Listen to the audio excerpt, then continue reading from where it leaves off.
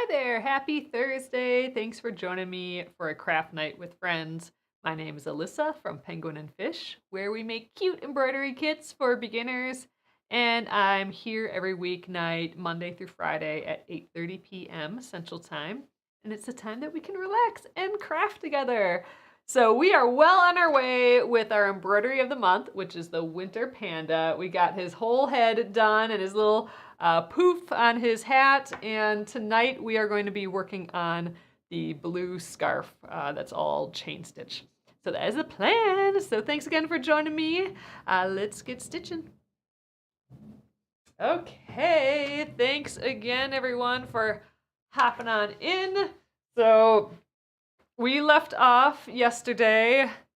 We finished up his whole entire face. So we did his mouth, and then we did a little demo on the things you might be doing wrong with the French knot. And then we did all of these little French knots on the top here. They have so much texture. I think they're fun.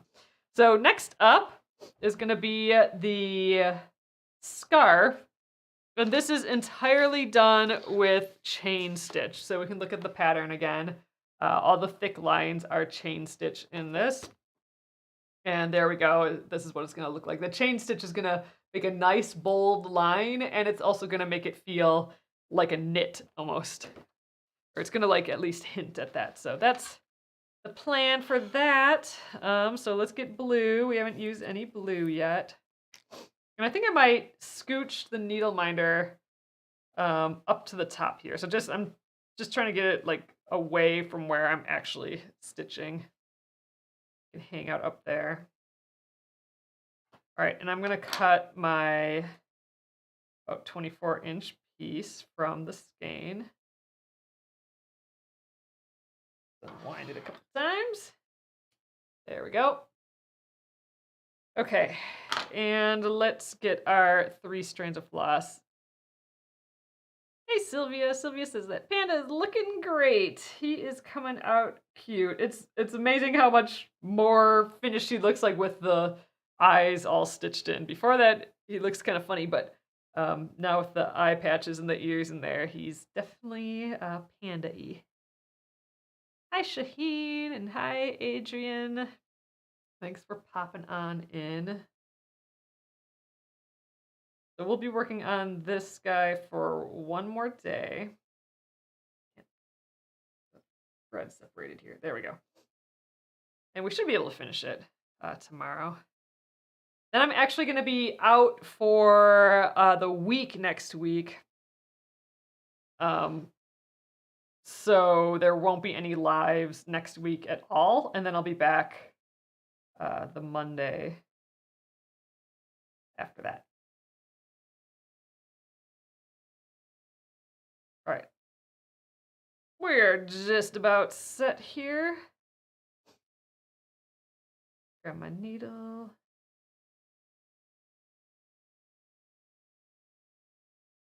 Ooh, I'm missing the one thread there. Pinch a little bit more. There we go.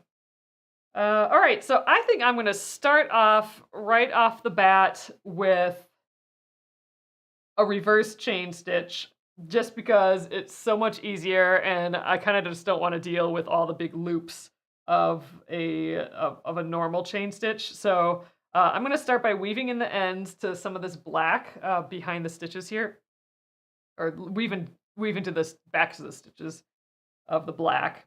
And then I'm going to jump down to here, and I think I'm going to do all these squiggles first, and maybe I'll get these squiggles while I'm over here. And then I will come back and do the squiggles, and then we'll do the outlines after that. The reason for that, for doing like the inside parts first, is then when I do the outline will physically be on the outside of like these points here where they meet the outline, and I just like that look where the outline is kind of on the outside. So we'll do the inside stuff first. I'm going to weave into the ends here because it's not that big of a jump to our starting point, and you won't see that jump anyway because there'll be stitches over it eventually. So let's weave in the ends. One more time to lock it in.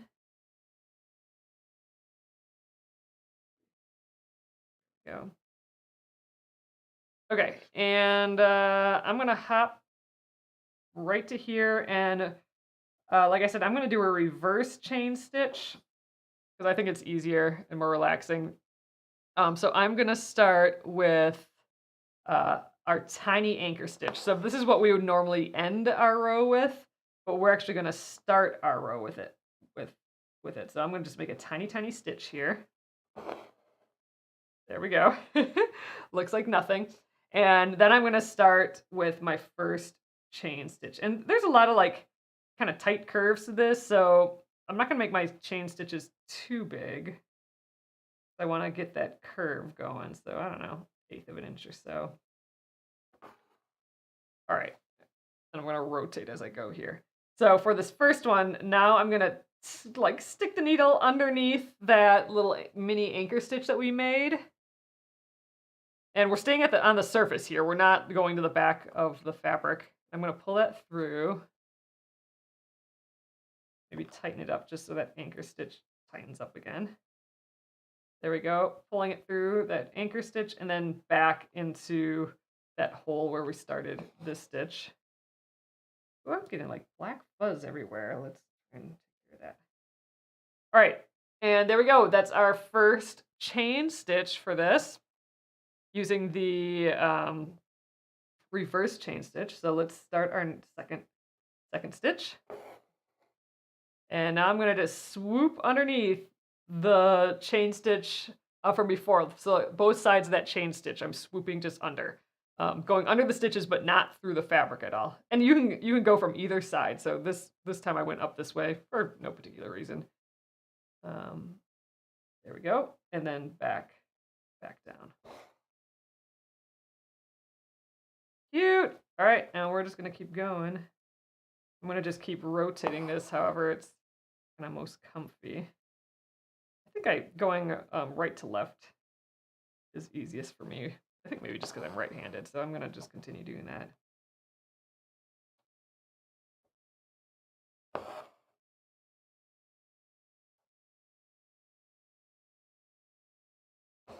I was just watching. I have not seen this movie, and I've not seen it all the way through, and it's got to be at least, how to say, at least 10 to 15 years old, it looks like, but God, even maybe more. I don't even know what it is for sure, but I'm guessing it's Enchanted. I don't know. I know that's the name of a movie, but the only reason I'm guessing that is because they're advertising this whole like Disenchanted movie, and it's the same people and characters, so I'm guessing it's like a sequel. So I'm thinking, I'm wondering if this is like Enchanted? I don't know. With Patrick Dempsey and Amy Adams. I don't know. Let me know if you guys know what I'm talking about. When it was on just like normal TV. So I just had it on for a little before coming on here. I've been like watching just weird Christmas movies lately. I guess that's not really a Christmas movie. But yeah, I guess it's not really a Christmas movie. I don't know why in my head it's feeling Christmassy. Anyway, it's been kind of fun to watch all these like old kitschy movies. I've been on a kick of those lately. Some I know are gonna be just super duper bad on the way in, but they're fun to watch. Like a no frills, just Christmas show movie where it's gonna be just an easy movie. Those just easy things I've been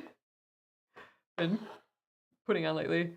I love the new Christmas Train. Ooh, I have no idea what that is, Catherine. Is that a new movie out? Christmas Train. I've not heard that before. You're saying the new Christmas train like there's an old Christmas train. Is that like I haven't heard that at all before. Okay, yeah, I'm gonna keep rotating. It's a lot easier. Look how cute this little squiggle looks already though. We're making like a cable in the knit scarf that he's wearing.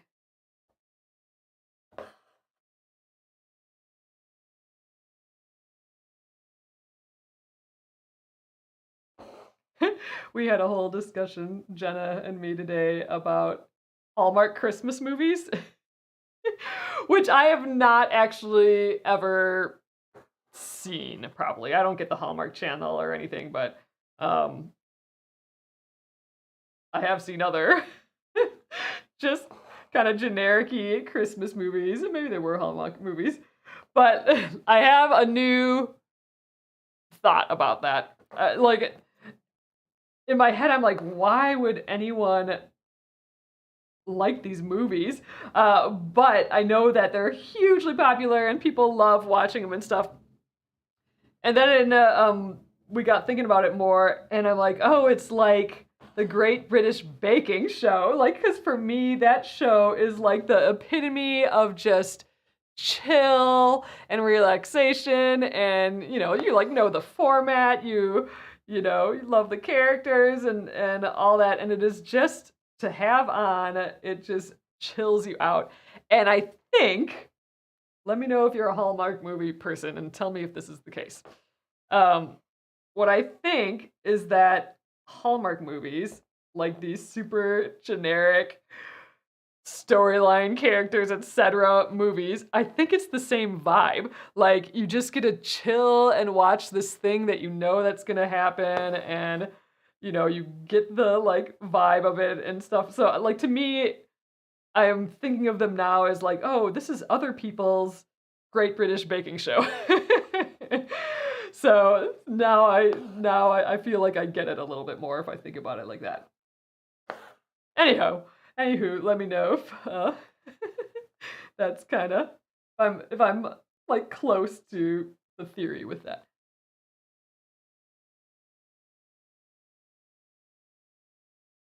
Oh, Amy says we started watching, what's GAC too on top of Hallmark? Is that another like cable channel? I don't know what any of those are.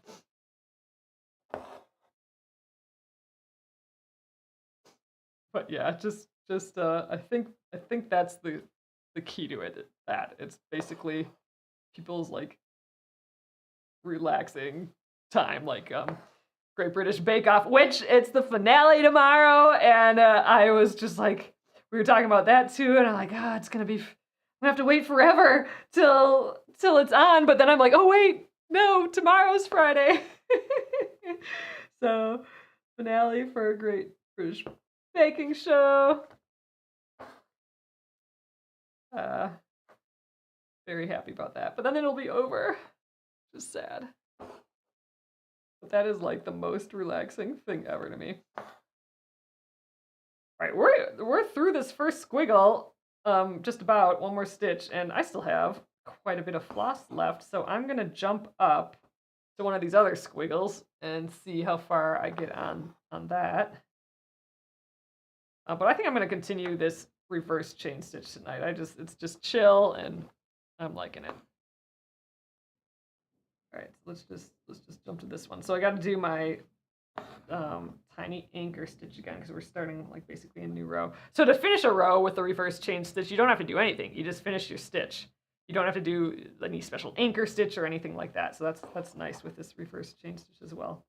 All right, so let's do our first little parts for this.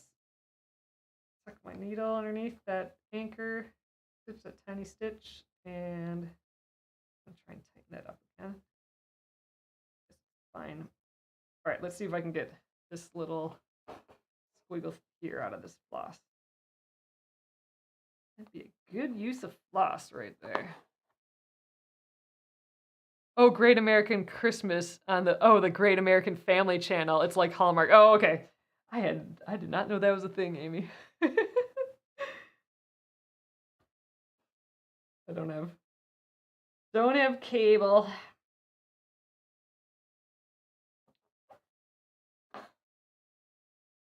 When gosh, I don't even know if anyone remembers this. It wasn't that long ago, but when normal TV, like normal daytime whatever TV, went digital, we never did that. We just got like a little mini antenna. So that's like all we get for like regular TV. We get like one channel on that, and then I have like Netflix and HBO. So that's don't get any of those other fun ones. All right, so I still have enough that I think I can do this little side too. So let's just rotate, and we'll start. I'm not gonna worry like what like the shapes of my stitches like with the direction, because like the teardrops are like going, the teardrop shape, the round part is going like up here.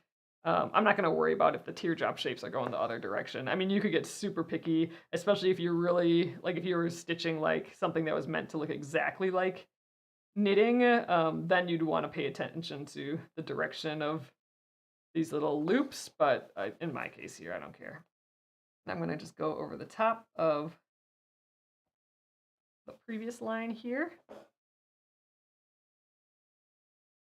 So this is great. So to me, that I was able to get this far with just this one thread makes me think I should be able to do these two plus the squiggle back, all with just one more piece of floss. And then we'll need like more to go around the outline, but pretty happy with how far that got us. More than I was expecting.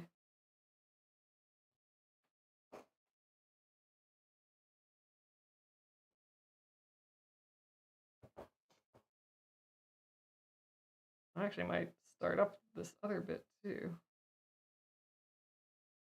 Might as well, I got some floss left.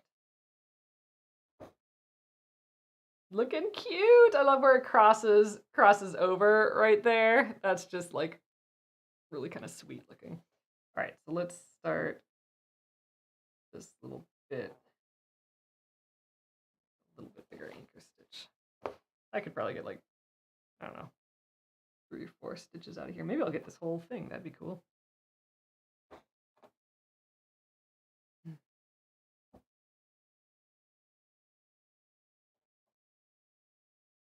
Oh, Sally, so this is a chain stitch, but I'm doing it in a way where it's called a reverse chain stitch. So I'm kind of actually starting with the end. Normally, with a chain stitch, you have a loop at the end and you like anchor it down with a tiny stitch. I'm actually starting with that stitch and then kind of making my chains from there. So traditionally, this would be doing it backwards, but I think it's such an easy way to do a chain stitch, so your thread isn't going all over the place. It's just kind of a really relaxing way to do it. So there's my first stitch.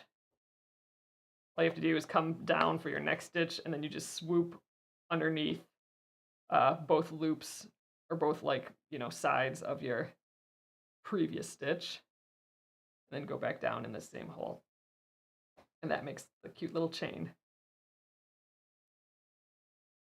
So a reverse chain stitch.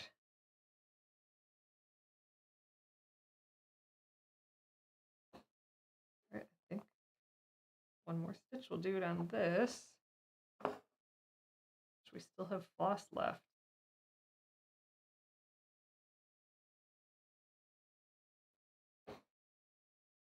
I'm not sure we have enough floss to do this whole thing, so I think I'm gonna weave it in. But actually, we could get some of these. I should have thought that when we were up top there. But I'm gonna get a couple of these little, little tassels, I guess. The little frayed edge of the scarf. Get a few of those, and I think those are just single stitches. Yeah. So just kind of like the fur, just like a little straight stitch. I'm gonna just do that till I'm just about out of floss here, and then I'll weave this in and get a new piece. But dang, our floss went a long way here, I think.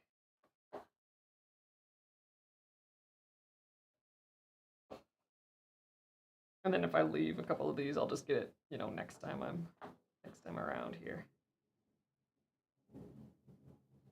Yeah, and I think I better call it at this one. All right, so I'm gonna weave in that thread, and we'll get our second one started. Look, it looks like a little back stitch. Kind of cute.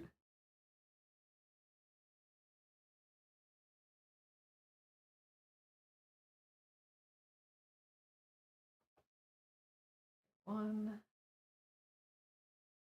Oh, I keep wondering what that smell is.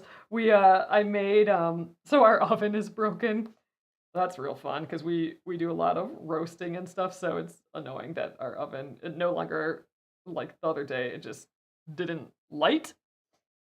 So we gotta like figure out how to get the pilot light and all that connected again. I don't know what's going on. But John like YouTubed it and it was like a whole big thing. So I think we gotta call someone to figure it out. But so we haven't been able to use the oven part, but the range on top works still. So we've been making chicken just in like chicken breast in the in our cast iron pan. And so I've just been putting like I've been seasoning it and putting oil on and then you know, putting butter in the pan and just like cooking both sides or whatever till it's done. But I've also been putting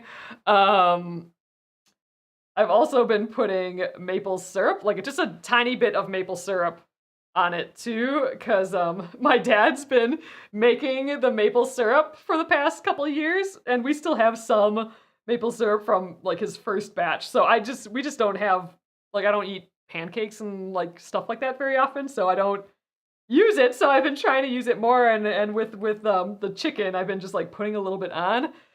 It's so freaking good. So it's like pure maple syrup, and then, you know, salt and pepper on the chicken, and then we're making it in like the butter of the pan.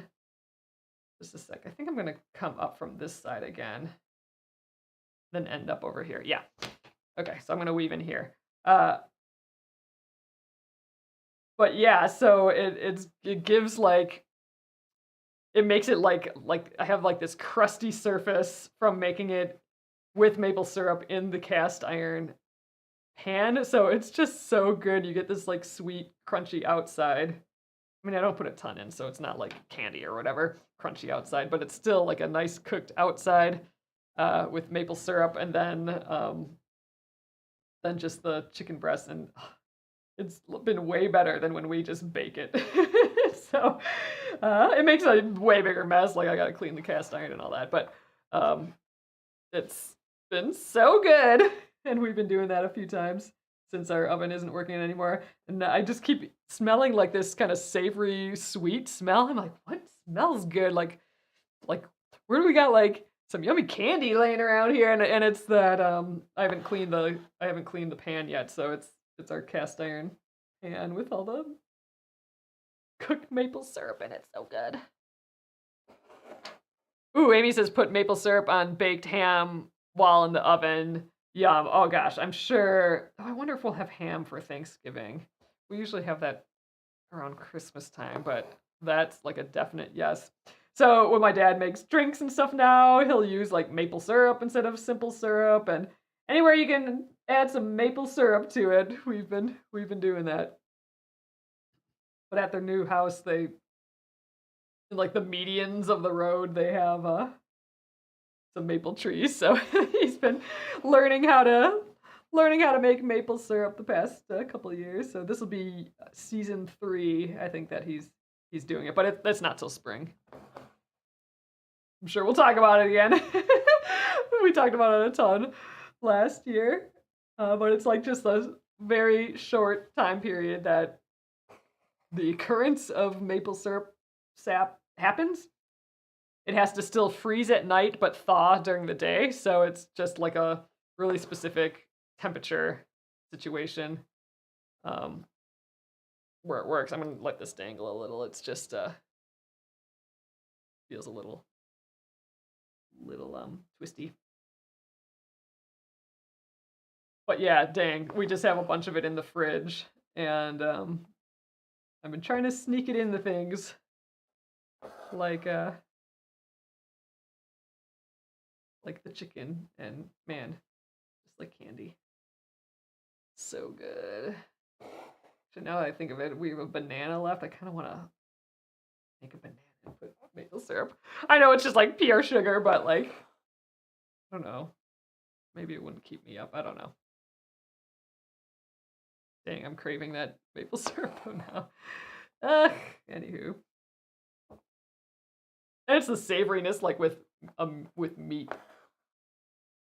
or like a potatoes or something with the maple syrup. Yummy. Good combo. All right, this is looking so cute. So I could get real picky and like this one went over, like over this line. So I could go under with it here and then over here and then under, under the previous thing here. And then it would look almost like twisted, but I'm not gonna bother. I'm gonna just do it all on the top here. Oh, Kathy said, it should be so pretty, fingers not on my side tonight. There are days for sure where, things get weird and stitching is just not on your side for sure. I understand that. Ooh, Jennifer says maple syrup goes really well as a glaze for salmon. We just got some salmon, so that sounds like a freaking fabulous idea. I'll have to do that for sure. I wonder if we have any of that out. I should get some salmon out to thaw tonight. We just ordered, or we just got some frozen salmon. Yum! Oh, go under. All right, fine, I'll go under. All right, so to do that, here's the stitch where I was just gonna go over. To go under, all I'm gonna do is like tuck under the stitch that's already there and then finish my stitch.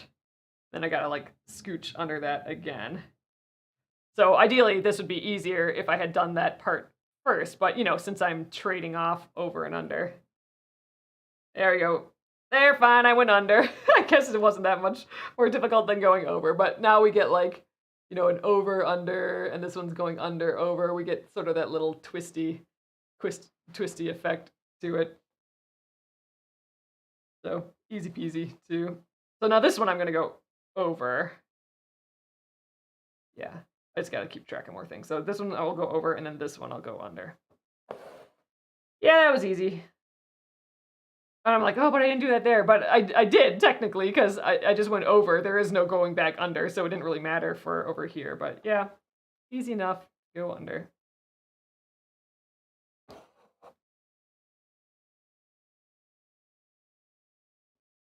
Gina's asking, is maple syrup what you use for candied yams? I have no idea. I've not made candy yams before. Ooh, on carrots instead of honey? Yes. So anytime you need any sweetness, I think maple syrup's just a little bit more subtle.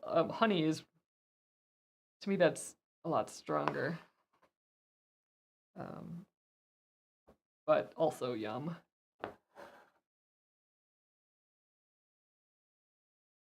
It was just so funny last year with Dad doing the maple syrup, because we went there to help a day or two, or just watch and hang out, since I suppose basically what you're doing, you're collecting sap in bags, and then you're just cooking it down in like this device that you just basically light a fire underneath it, and then it slowly kind of cooks down. But he was just all kind of discouraged because it was kind of well into the season already, and it's just like, these trees just aren't doing much. Maybe it's just a bad year, and I don't know, and whatever. And then like a week later, he's like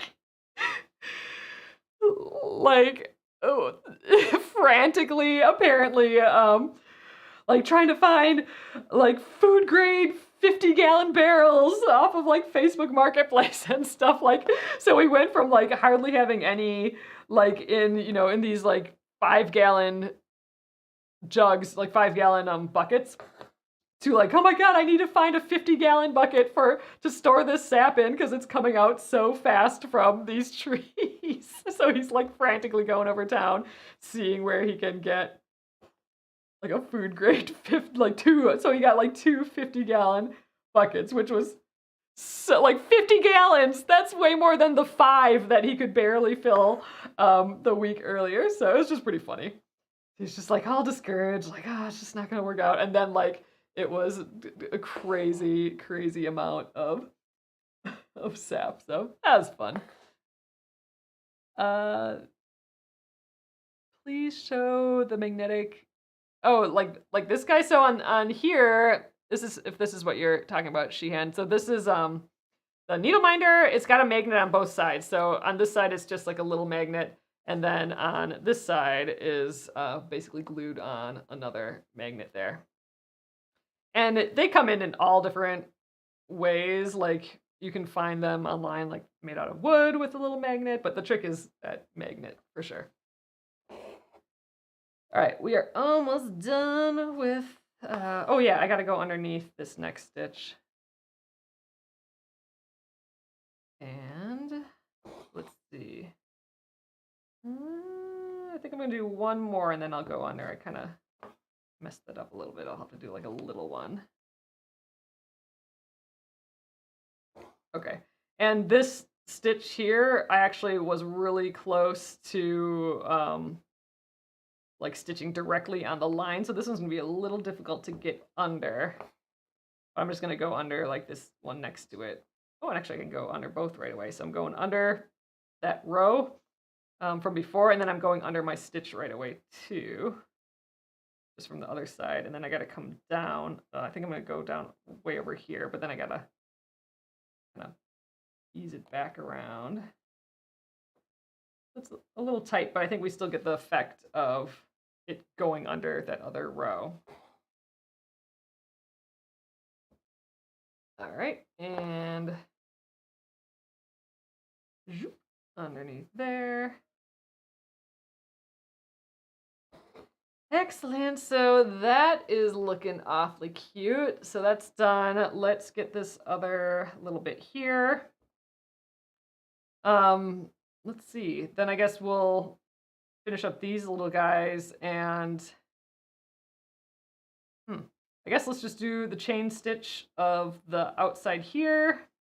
We'll just work on this area with the rest of this floss. So we'll do this chain stitch, maybe do this like bump up here chain stitch, and then see how far we can get with this chain stitch and all these little guys.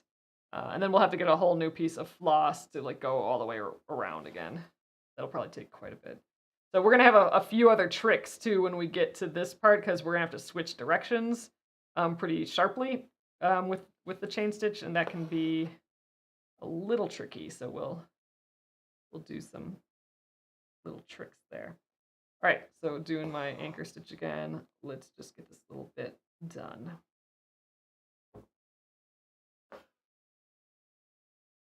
All right. Oh, thanks, Joe's Craft Journey. Says, this is so cute. I'm really liking how it's turning out. And really, I think it totally changed once we got like the eye patches in there. That's when I think it started looking cute. So this one I'm just gonna go over the top again because there's only one part that it crosses, so it doesn't matter if it was above or below.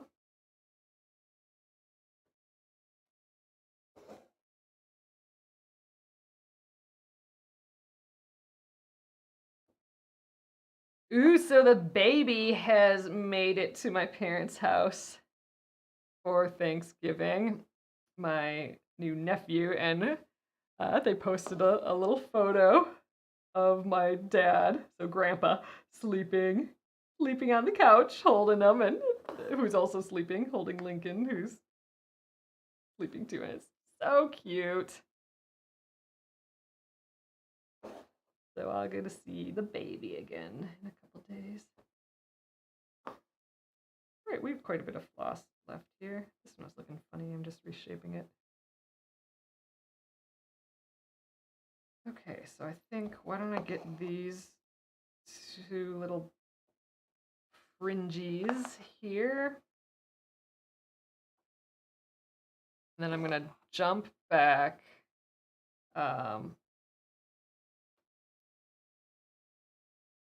Jump back over here, and we'll try and go around this scarf side. I don't think I'll get it quite done, but with this floss, but we'll see. So, all right. I'm going to just stick to this reverse chain stitch for the day. So let's do our little anchor stitch again.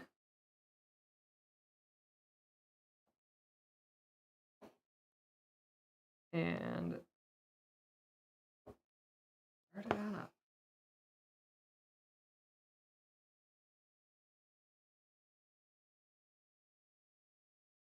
Tightening that anchor stitch a little bit.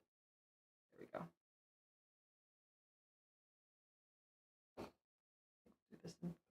stitches. So I'm trying to think, like, for reverse chain stitch, how to do corners. It's kind of the opposite of a normal chain stitch that's in my head, so let's play around with it here.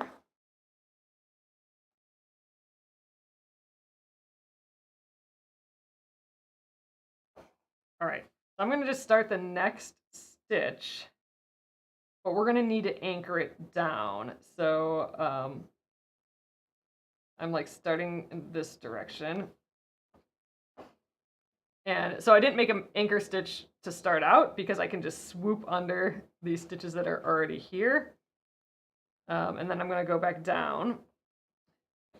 But I need to also anchor this stitch. So I'm going to come back up and do a tiny little anchor stitch to hold this down, because if I don't, this might want to just travel down this other stitch a little bit, and then it doesn't look as nice on the corner.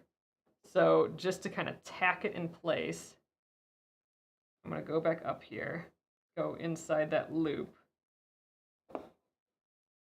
and just tack it down.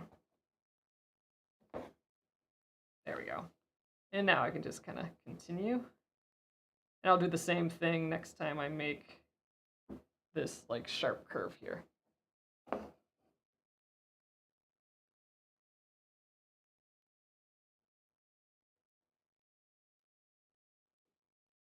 right.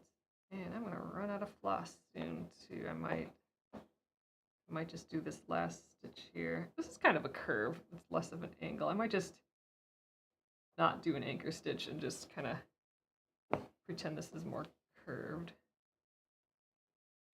Yeah, I'm just gonna keep going along this curve here. Yeah, okay. That's working. All right, let's keep going. I think I'll have be like shy by like one or two stitches. I don't think it'll be a thread chicken win, but that's okay.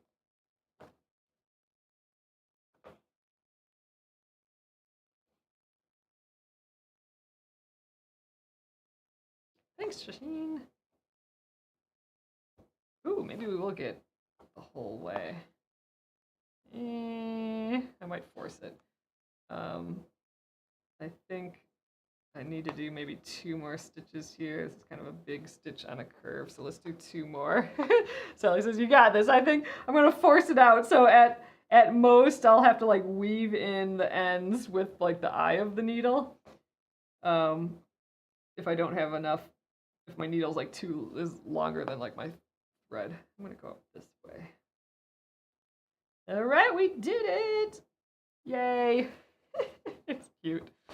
Okay, so that little part of the scarf is done. Let's weave in our end. Ah, we got plenty. Take that red chicken. All right, and I'm gonna need to cut a whole new piece here because this is my second half of the first piece. Ooh, so close. So like right now, this would be where I go my third pass, but now my thread is too short. So instead, I'm gonna go with the eye of the needle to get my third pass. It's a little trickier to push through, but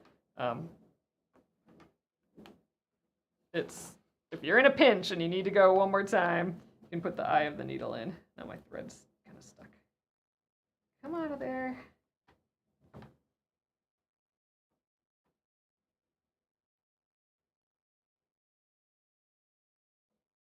There we go.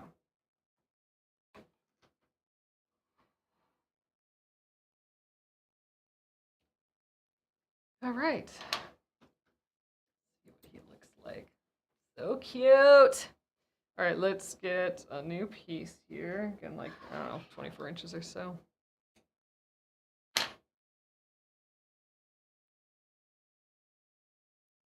Oops, sorry. And grab our strands. 1,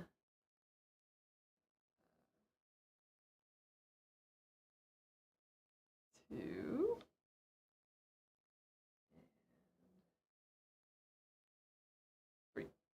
Okay.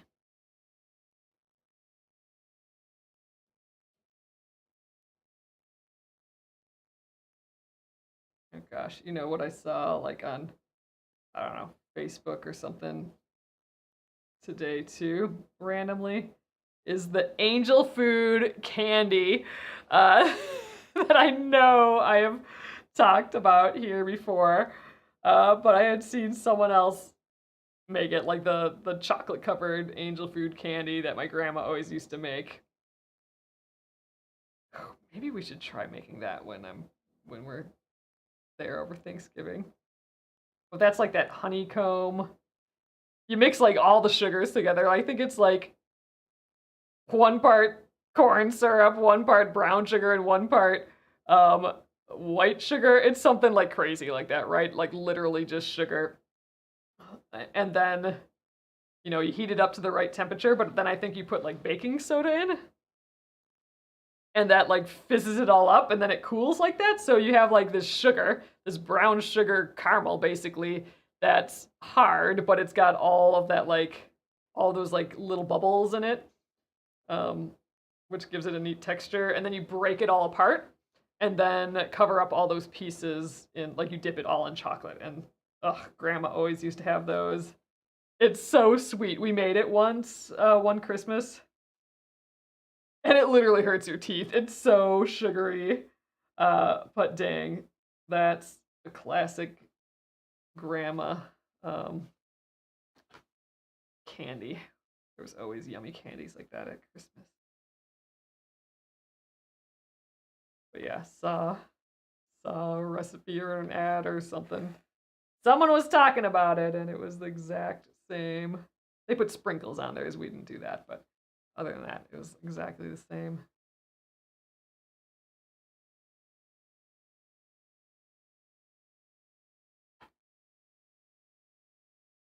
Okay, where did I end up here? I'm back at the bottom. Okay, so I'm doing this part because it's the most behind thing at this point, and then I'm gonna do this part, which is like in front of this.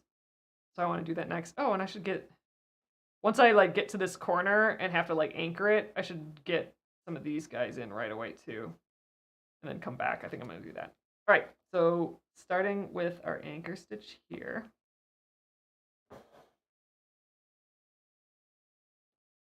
How are we doing on time? Oh, 9:14 already, you guys. All right, so here's my reminder that we have our deal going on. If you're watching live, if you order $20 or more at penguinandfish.com, I will throw in a free, fun mystery gift to your order. And yeah, you don't have to do anything special. I just look at the time code of orders and we add it in there. I let it run for like 15 minutes after our live as well.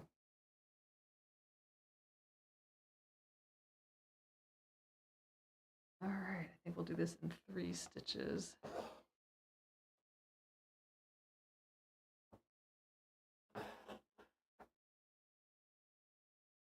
Yeah, I think I'll get all these fringes in now before I stitch over the top of them, because then it'll be easier. Like, it'll be harder to stitch all these in with this already there. So let's do all those now. Now that I'm done with like that first little row of chain stitches. Let's get all of these, and then I'll jump back.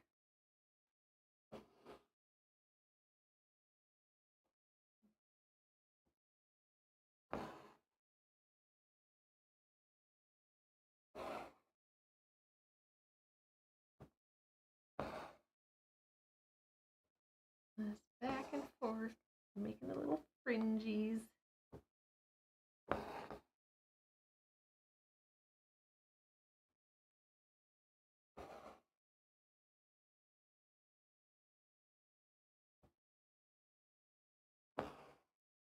I like this blue. I would like a scarf with this blue.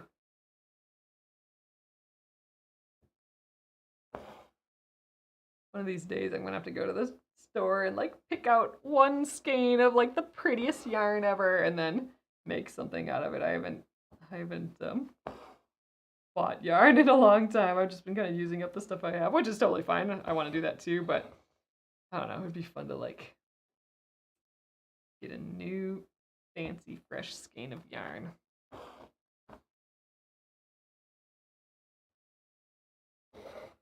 All right. Pretty. I'm gonna just rotate this way just to make it easier. I'm gonna start that next row.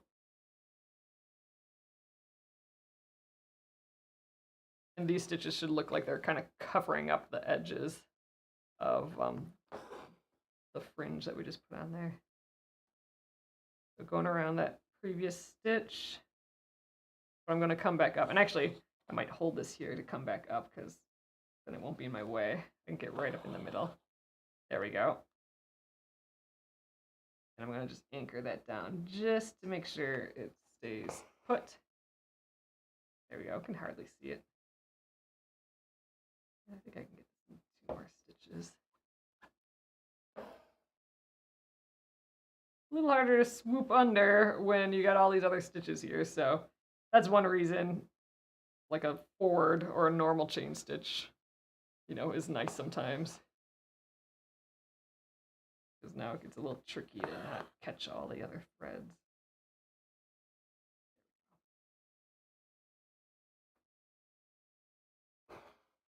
All right, and let's go this way.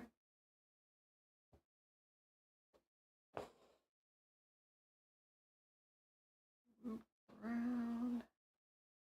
Again, I'm going to just kind of hold this here so I can just easily come up. Kind of in the same, on the inside of the loop. There we go, and then add that little anchor stitch. And now we shouldn't really have to do that anymore. Oh yeah, maybe around these sharp points there and there. But other than that, you shouldn't have to do that little extra step anymore. Oh man, if I got fancy yarn to make a fancy scarf, I think I would knit it. Just because I've been doing a lot of crocheting lately, and I don't know, I'm feeling the knitting again. And especially for a scarf, you can just go back and forth, and it's just fun, and I don't know, knitting always feels fancy to me. One big cable down the center. Although, like, all that extra stuff with knitting, that's when it gets less fun for me. Like, then you have to actually count, and you gotta, like, hold stitches on a marker or like on a holder and stuff like that. I just like going back and forth where you don't have to count and you can just chill. So washcloths are my jam because of that. All right, well that's done. Let's start this little loop here. But since I'm starting really close to where I ended up, I don't want to accidentally pull out this last stitch. So what I'm going to do is I'm going to just loop around the previous stitch behind here, and then I can come up in that same hole without my thread popping out because I've looped around a stitch back here. Ooh, what other crafts do I do? Well, I'm up for anything, but if I'm not embroidering, I'll most likely be knitting, crocheting, or quilting, like sewing quilt blocks, sort of thing. Or like sewing like a bag or something like that, like a zipper pouch, just a simple bag. But I do like mending. I would love to get into, like, I'd love to like knit a sweater. I bought a sweater pattern recently. I'd like to do that, but I gotta get some other projects done first.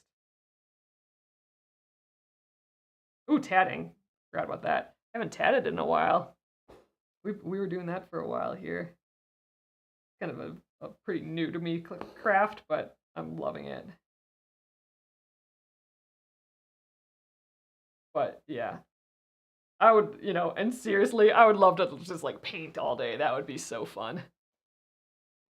Oh yeah, Arlene says don't forget about tatting. I know that just that I almost forgot about that, which is crazy. We've been doing a lot of that. I love drawing and just any art stuff and caught that. And literally anyone wants to do a craft and they want to do a certain craft, I'm down. That just it's all awesome. I like it all. Ooh, and we've done punch needle. I would love to do more of that. That's so fun. I actually would love a tufting gun and get a big frame and do like large scale like tufting gun like rugs and stuff versus just the punch needle because it just it's the same but like way faster. And you can do bigger stuff. I mean, you can do big stuff with punch needle too. It's gonna take you ages. I would actually love to start doing like clay. Like get a kiln and do like little sculptures and cups and stuff. That just sounds like it'd be so fun. Oh, Amy's asking, what is candle wicking? Is that one of those types of embroidery? Like, I feel like I know that. I feel like I'm getting that messed up with like another style of embroidery. But there's a lot of like different styles of embroidery. Is that the thing where you stitch on fabric and then like then I'd like cut out some of these holes? So you'd stitch some things and then you'd cut out some of the holes of the fabric. So you're almost making like this fabric plus embroidery like lace. Is that what it is? That's a style of embroidery. But like yeah, I can't ever remember all those names. Oh, I'm on the outside of this already. I just kept following the line and I'm like, wait a sec, I'm already on the outer, our final like trek here. Well, I'm definitely not gonna make it too far around. Oh, someone gave you a kit and haven't opened it. I'm gonna have to Google that again. I think that might be it, but I don't know for sure. I'd have to Google it again. Would I recommend punch needle for say an 8 or 9-year-old child? I think they could do it, but there is like a couple things that you need to be doing to get it right. And if you don't, it's a little frustrating. So I could see how someone that young might be a little frustrated with it. But if they get it, then it should be easy. So and the things are so you have like this needle. It's like a big tube actually. It's a tube with like I don't know. I wouldn't call it a needle, but technically it's a needle. It's like just a metal tube at the end that has like an angled cut in it and a hole. So the yarn goes through there. So it'd be helpful if someone else threaded that. I like it if an adult threaded it, because that's a little process. But the couple tricks are you gotta punch all the way through, like to where you can't anymore. Usually there's some sort of stopper. And when you come back up, you gotta like drag your needle across. You don't want to lift it way up, otherwise your loop will come out. And your yarn also always has to be freely moving, so it can't be like stuck under your arm or like twisted up or like that. It has to be so free to move through that punch needle. Otherwise, it won't work. It'll just all pull out. What was the other thing? I think that's basically the main thing, that your yarn needs to be just completely no tension and loose as you go. I think they could do it, but they got to have the right temperament, because it would be frustrating if you got like a little ways and all of a sudden all your loops kind of pull out. Because they do pull out if you pull on them, which is a benefit sometimes. But like if you got really far and you're doing really well, and then all of a sudden your yarn gets stuck on something and pulls, like all your stitches might come out. Amy says I suggest latch hook for that age. Oh dang, I love me a good latch hook.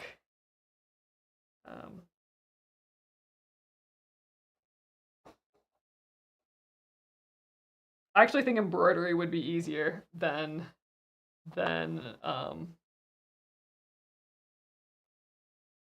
punch needle. In the end, punch needle is very easy, but like it can be frustrating if you accidentally like pull out all that. Oh, so Catherine says candle wicking is like colonial knots used on white fabric. Okay. So, all right, I have a picture of that in my head. So yeah, I was thinking of the wrong thing. I'm gonna have to. I think there's an example of that in that embroidery book that I have. I'll have to check that out. Check that out again. But yeah, that sounds right. Sounds familiar.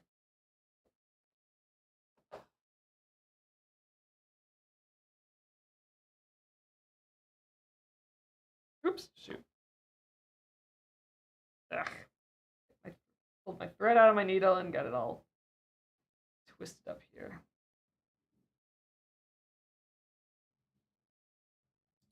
But once they get the hang of it, they could do it, and it's actually probably a pretty quick craft too, but I don't know, I suppose about the same quickness as embroidery too.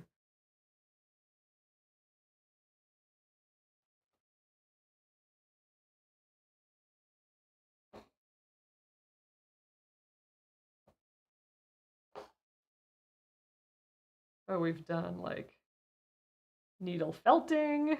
That's kind of fun. Haven't done that in a while.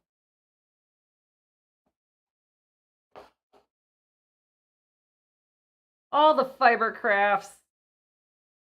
If I don't know how to do them, then 100% I want to learn. I would actually like to learn lace making, where you have all of the bobbins and you're like flipping them back and forth. You got like 16 to like 40 bobbins down here, and you're just like moving them back and forth, and you got the pins going up here for the lace. I think that looks so cool. But don't know how to do that. We have a textile center near us. I bet you they have classes in that.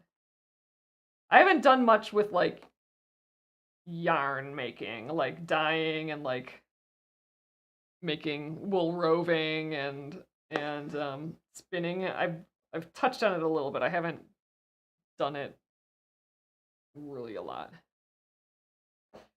Oh, Amy says like plastic canvas at that age too. Yeah, that's a good idea.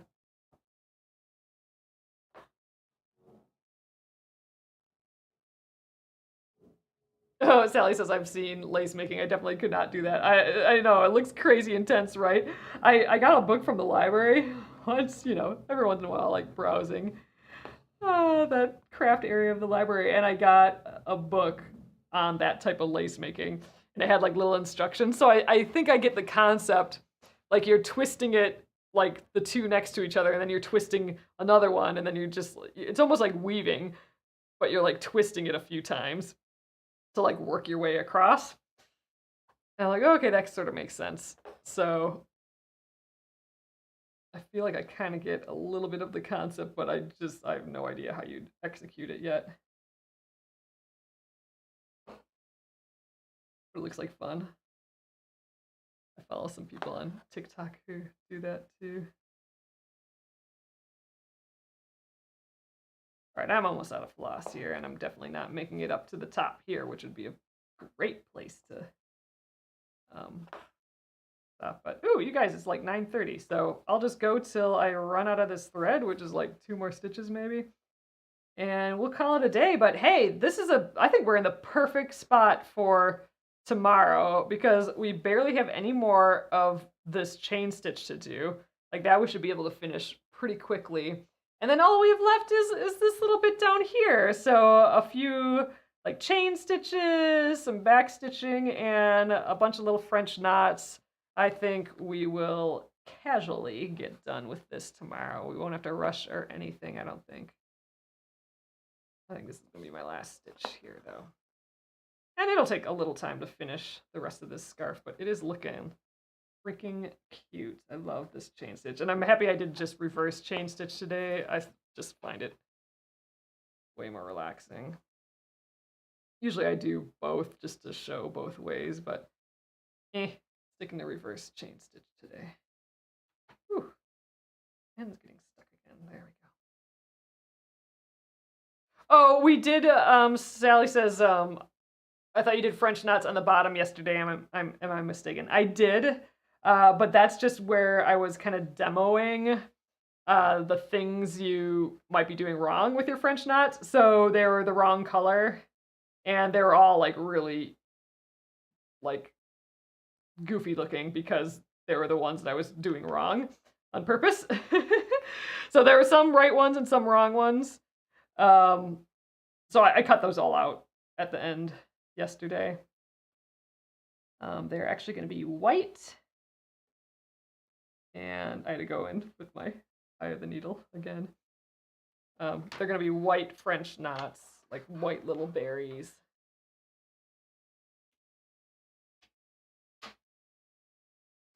Yeah, we got done with the French knots on the top a little early, so I cut them all out.